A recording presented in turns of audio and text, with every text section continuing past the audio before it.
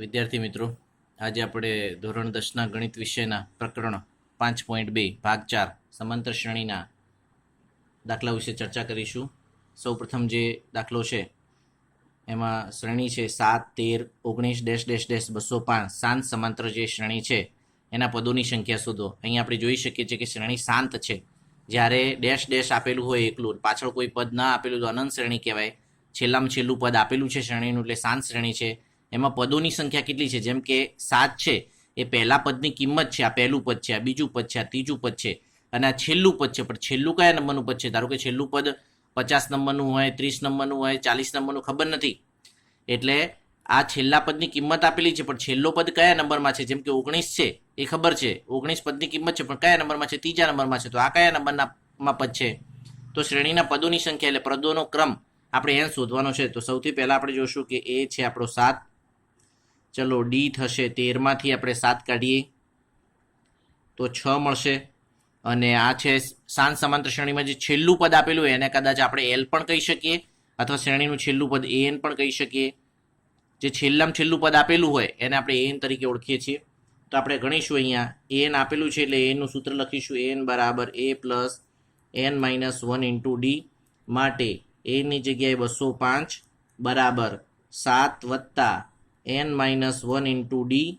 માટે 205 બરાબર 7 વત્તા 6 અંદર ગુણાશે 6n ઓછા 6. માટે 205 બરાબર અહીંયા 7માંથી 6 જશે એટલે 1 વત્તા 6n. 1 પેલી બાદ જશે તો 205માંથી આપણે 1 બાદ કરીએ તો 6n. માટે 204 બરાબર 6n. માટે આપણે એનને કરતા બનાવીએ તો 204 ભાગ્યા 6. માટે n બરાબર તમને મળશે 34. તો આપણે કહી શકીએ કે આ જે શ્રેણી છે એમાં પદોની સંખ્યા કેટલી છે? 34 છે. એનો મતલબ કે આ જે પદ છે, તો અહીંયા આપણે જોઈએ કે જે પદોની સંખ્યા આપણે શોધો, પદોનો ક્રમ, તો આ જે છેલ્લામાં છેલ્લું પદની કિંમત 204 છે, પણ આ શ્રેણીમાં કુલ કેટલા પદો છે? તો શ્રેણીમાં કુલ 34 પદો છે. તો શ્રેણીમાં પદોની સંખ્યા પદોની સંખ્યા 34 મળે છે. આપણે એક બીજો દાખલો જોઈશું કે એક સમાંતર શ્રેણીમાં 50 પદો છે. આખી શ્રેણી છે એમાં ટોટલ 50 પદો છે. ટોટલ 50 પદો છે આપણી પાસે. જો ત્રીજું પદ 12 હોય અને છેલ્લું પદ 106 હોય તો 29મું પદ શોધવાનું છે. તો પહેલા તો આખી શ્રેણીમાં કુલ પદોની સંખ્યા 50 છે એટલે n બરાબર આપણે 50 લઈ લઈશું. શ્રેણીનું જે ત્રીજું પદ છે એની કિંમત 12 છે અને છેલ્લું પદ એટલે an એની કિંમત 106 છે અને 29મું પદ છે એ 29 એની કિંમત આપણે શોધવાની છે. તો સૌથી પહેલા જોઈએ કે જે પદોની કિંમત આપેલી હોય, ત્રીજા પદની કિંમત 12 આપેલ છે તો ત્રીજા પદનું સૂત્ર બનશે. તો અહીં જે a3 છે એની કિંમત 12 છે. આપણે જાણીએ છીએ કે ભાઈ an નું સૂત્ર શું છે? an બરાબર a plus n minus 1 into D. એટલે an a ની નીચે જે મૂકેલું હોય આપણે એની જગ્યાએ મૂકવાનું હોય છે, બરોબર. તો આપણે સૂત્ર બનાવીશું અહીંયા a3 નું. તો a વત્તા અહીંયા a3 છે તો અહીંયા એની જગ્યાએ 3 મૂકી દો. a વત્તા 3 ઓછા 1 એટલે કેટલા થશે? 2. તો a વત્તા 2d. અને a અને d ની કિંમત ક્યાંય આપણને આપેલ નથી. તો સૂત્ર શું બનશે આનું? a વત્તા અહીંયા 3 છે તો અહીંયા 3 મૂકી દો. 3માંથી 1 બાદ થાય તો 2d. a વત્તા 2d બરાબર 12. તો આ સમીકરણ નંબર 1 થઈ જશે. એવી જ રીતે બીજું કયું સૂત્ર છે? an નું શ્રેણીનું છેલ્લું પદ બરાબર 106. પણ આપણે જાણીએ છીએ કે n અહીંયા n બરાબર કંઈ આપેલું છે કે અહીં તો n લખેલા છે, પણ n બરાબર અહીંયા 50 લખેલા છે. તો અહીંયા શું પદ બની જશે? શ્રેણીનું છેલ્લું પદ એ 50. એની કિંમત 106 છે. આપણે ધ્યાન રાખવાનું, a3 હોય તો a3 નું સૂત્ર બને. an છે બરાબર 106, પણ એનની જગ્યાએ અહીંયા કીધા છે શ્રેણીમાં કુલ 50 પદ છે એટલે 50 લખી દઈશું. ચલો એ 50ની કિંમત તો આપણે લખીશું એ 50નું સૂત્ર શું હશે? a વત્તા એની જગ્યાએ કેટલા લખીશું? 50 ઓછા 1 એટલે કેટલા થશે? 49d. તો a વત્તા 49d બરાબર 106. એટલે આપણે જોઈશું અહીંયા આને આપીશું સમીકરણ નંબર 2, સમી 1 અને 2. તો સમી 2માંથી 1 બાદ કરતા, તો ચલો સમીકરણ 2ની ડાબી બાજુ જે છે આરી a વત્તા 49d, એમાંથી બાદ કોને કરશું? a વત્તા 2d ને બાદ કરીએ. એવી રીતે 106 છે એમાંથી કેટલા બાદ કરીશું? આપણે 12 બાદ કરીશું. તો a વત્તા 49d, ઋણ અંદર જશે એટલે આ ધનને ઋણ બનાવશે, આ ધનને ઋણ બનાવશે. 106માંથી આપણે બાદ કરીશું તો આપણને મળશે 94. ધન અને ઋણ એ કેન્સલ થશે. 49D માંથી 2D બાદ કરશું એટલે 47D બરાબર 94. ચલો ડીને આપણે કરતા બનાવી તો 94 ભાગ્યા 47, તો ડી બરાબર આપણને 2 મળશે. હવે આ ડીની કિંમત સમીકરણ 1 કે 2 ગમે આપણે મૂકી દઈએ, તો આપણે સમીકરણ 1માં મૂકી દઈએ છીએ. તો અહીં સમી 1 પરથી બરાબર સૂત્ર થશે a વત્તા 2D બરાબર 12 છે. તો એની કિંમત આપણને નથી આપેલી, 2 ના 2, ડીની જગ્યાએ 2 અને અહીંયા 12 લખીશું એટલે અહીંયા તમને મળશે a વત્તા 2 દુ 4 બરાબર 12, a વત્તા 4 જે a બરાબર 12, 4 જશે પેલી બાજુ તો એની કિંમત તમને 8 મળશે. હવે તમારે શું શોધવાનું છે? તો શ્રેણીનું 29મું પદ શોધવાનું છે. a 29 આપણે શોધીએ તો અહીંયા આપણે જોશું a 29ની જે કિંમત છે a વત્તા n-1 ઇન્ટુ 29 - 1, તો એની કિંમત આપણે કેટલી મળી છે? તો 8. 29માંથી 1 કાઢીએ તો 28. ચલો ડીની કિંમત આપણે લખીશું 2. 8 ના 8, 28 દુ તો અહીંયા થશે 56. ચલો 56 માં 8 નાખીશું તો 64. તો a 29ની કિંમત મળશે તમને 64. એક ત્રીજું દાખલો આપણે જોઈશું. કોઈ સમાંતર શ્રેણીમાં 17મું પદ તેના 10મા પદ કરતાં 7 વધુ છે. તો એ કયા બે પદોની સરખામણી કરી છે? 17મું પદ છે એ 10મા પદ કરતાં 7 વધુ છે. કોણ 7 વધુ છે? તો 17મું પદ 7 વધુ છે બરાબર. પણ એ સરખામણી કોની કરી છે? 17મું પદ અને 10મા પદની. તો અહીંયા આપણે જોઈશું 17મું પદ એટલે એ 17 થાય, 10મું પદ એટલે એ 10 થાય. બંનેની મારે શું કરી છે? સરખામણી કરી છે. બંનેને સરખા આપણે બતાવી શકીએ નહીં. અહીંયા કોણ 7 વધુ છે? તો 17મું પદ 7 વધારે છે. આ તો પોતે 7 વધારે જ છે. તો બંનેને સરખા બતાવવા હોય તો અહીં સમજી લેવાનું કે 17મું પદ 10મા પદ કરતાં 17મું છે એ આ 10મા પદ કરતાં ઓલરેડી આ પોતે કેવા છે? 7 વધારે છે જ.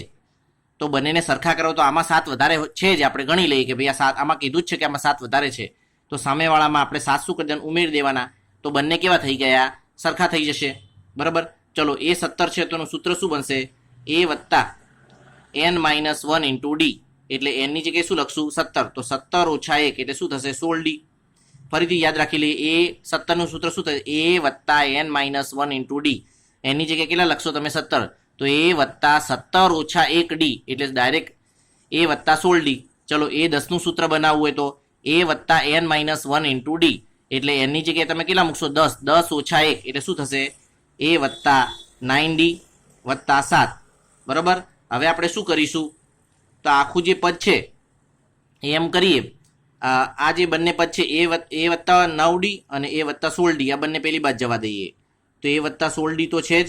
ચલો હવે શું થશે? આ એ ધન છે પેલી બાદ જશે એટલે ઋણ થશે. આ 9D પોતે ધન છે પેલી બાદ જશે એટલે ઋણ થશે. અને બરાબરની આ બંને છે એ આપણે પેલી બાજુ મોકલવાના. આ ધન છે પેલી બાજુ જશે ઋણ થશે, આ પેલી બાજુ જશે ઋણ થશે, અને વચ્ચે બરાબર નિશાનીને જે સંખ્યા છે એને આપણે અહીંયા રાખીશું. ધન અને ઋણ એ કેન્સલ થશે. 16D માંથી 9D કાઢીએ તો થશે તમારું 7D બરાબર 7. તો ડીને એકલા પડીએ 7 ભાગ્યા 7 એટલે ડીની કિંમત તમને મળશે 1. તો આપણે સામાન્ય તફાવત શોધવાનો. સામાન્ય તફાવત ડી આપણને મળી જાય છે. કેટલો મળે છે? 1 મળે છે. ઉદાહરણ 4 જોઈશું. સમાંતર શ્રેણી 3, 15, 27, 39નું કયું પદ 54મા પદ કરતાં 132 વધુ હશે? તો અહીંયા તમે જુઓ આગળનું જે ઉદાહરણ હતું, જે 3 નંબરનો દાખલો હતો, એમાં આપણે જોયું કે 17મા પદને 10મા પદ સાથે સરખાવ્યું હતું. પણ અહીંયા જે કયું પદ એ 54મા પદ કરતાં 132, કોઈ એવું પદ છે જે 54મા પદ કરતાં પણ 132 વધારે છે? પહેલામાં શું હતું આગળના દાખલાની અંદર કે જે 17મું પદ છે એ 10મા પદ કરતાં પણ 7 વધારે છે. આપણે એવું હતું બરાબર. તો ત્યાં બે પદોની સરખામણી કરેલી, પણ એ કયું પદ છે એની સરખામણી 54મા પદ સાથે કરી છે કીધું છે નહીં. તો જ્યારે કોઈ પદ હોય, અહીંયા કયું પદ જેને આપણે કોની સાથે સરખાવી? 54મા પદ સાથે સરખાવતા એ જે કયું પદ છે 54મા પદ કરતાં પણ 132 વધારે હશે. તો જ્યારે કોઈ પદ આપેલું ન હોય અને એની બીજા કોઈ પદ સાથે સરખામણી કરી હોય ત્યારે એ પદને આપણે an તરીકે લઈ લેવાનું છે કે anમું પદ છે એને 54મું પદ એટલે એ 54 સાથે આપણે સરખામણી કરી દેવાનું છે બરાબર ને. 132 વધારે છે એ રીતે લેવાનું છે. તો પહેલાં જોઈએ કે અહીંયા એની કિંમત આપેલી છે, શ્રેણી આપેલી છે એટલે 3. ચલો ડી એટલે 15 ઓછા 3 એટલે 12 થશે બરાબર ને. અનંત શ્રેણી છે એટલે છેલ્લું પદ તો છે નહીં. તો અહીંયા પદોની સરખામણી કયું પદ 54મા પદ કરતાં 132 વધુ છે? કયું પદ છે જેને 54મા પદ સાથે સરખામણી કરીએ? તો અહીંયા કોઈ પદ ના આપેલું તો આપણે anમું પદ છે, તો આપણે જે anમું પદ છે એનું 54મા પદ સાથે આપણે સરખામણી કરી નાખીએ કે ધારો કે કોઈ પદ એટલે એન પદ છે એને 54માં પદ કરતા આ પદ કેટલું વધારે છે?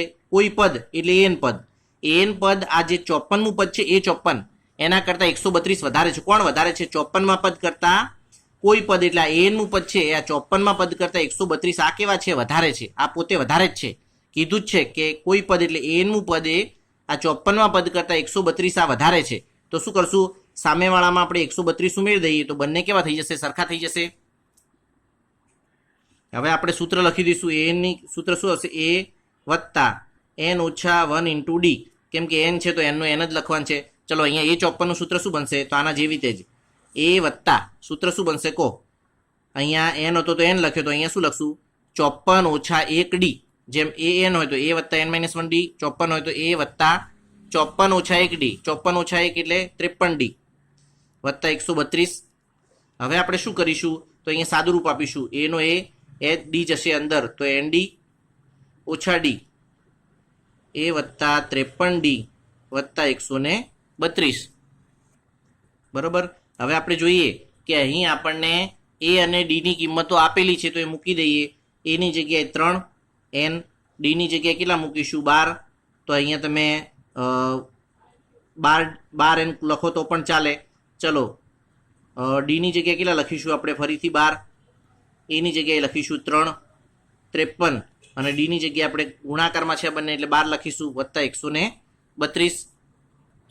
હવે આપણે જોઈએ અહીંયા કે 12 n ના 12 n જે 3 છે ધન છે અને 12 છે ઋણ છે. બંનેમાંથી મોટી સંખ્યાનું ચિહ્ન ઋણ ને અલગ અલગ એટલે બાદબાકી કરશું. 3 ના 3 53 ગુણ્યા આપણે 12 કરશું એટલે 636 ના 132. આ ત્રણેયનો શું કરી નાખશું? આપણે સરવાળો કરી દઈશું અહીંયા.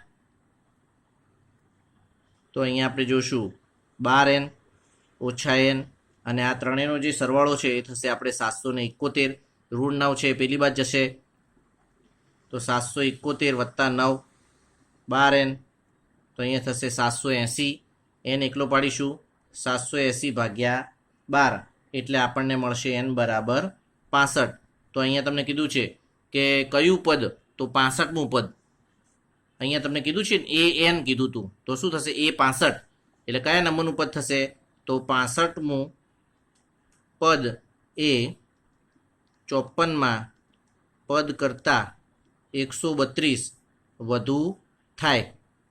તમે જો 65માં પદની કિંમત શોધશો એ 65ની તો તમને ખબર પડી જ જશે કે 54મું પદ જે છે એના કરતાં પણ એમાં 132 સંખ્યા વધારે મળશે તમને.